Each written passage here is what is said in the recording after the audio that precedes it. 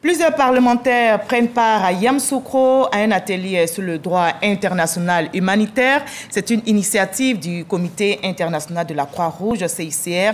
Le but est de sensibiliser les parlementaires aux règles et principes du droit international humanitaire et à sa mise en œuvre sur le plan national. Kader Sogodoro. Le droit international humanitaire, DIH, comporte un ensemble d'instruments établissant des règles visant à limiter les effets des conflits armés. Il protège les personnes, les biens et fixe des limites aux méthodes et moyens de combat. Dans le cadre de sa mise en œuvre au plan national, le Comité international de la Croix-Rouge CICR Côte d'Ivoire outille sénateurs et députés au DIH. Cela va permettre aux parlementaires d'être sensibilisés aux règles et principes du droit international humanitaire et à sa mise en œuvre effective sur le plan national.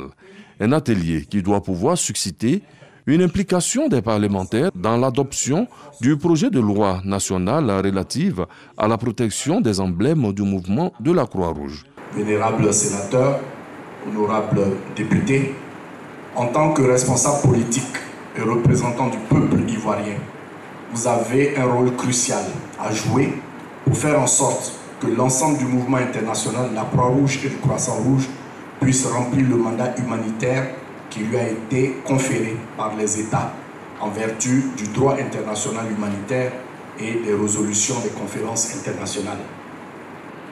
Notre présence ce jour à cet atelier répond à la nécessité pour nous, sénateurs, de mieux cerner les contours de la notion de droit international humanitaire. En effet, les intérêts antagonistes des États ou au sein des États laissent planer de manière permanente des menaces de conflit, la plupart du temps armés. Il importe donc, en notre qualité de membre de la représentation nationale, d'avoir une connaissance parfaite des règles qui régissent ces conflits. Mission et activités du CICR. Fondamentaux du droit international humanitaire, état des lieux en Côte d'Ivoire, stratégie de plaidoyer en faveur de l'adoption d'une loi nationale sur l'emblème sont entre autres quelques communications à l'agenda des parlementaires à Yamoussoukro.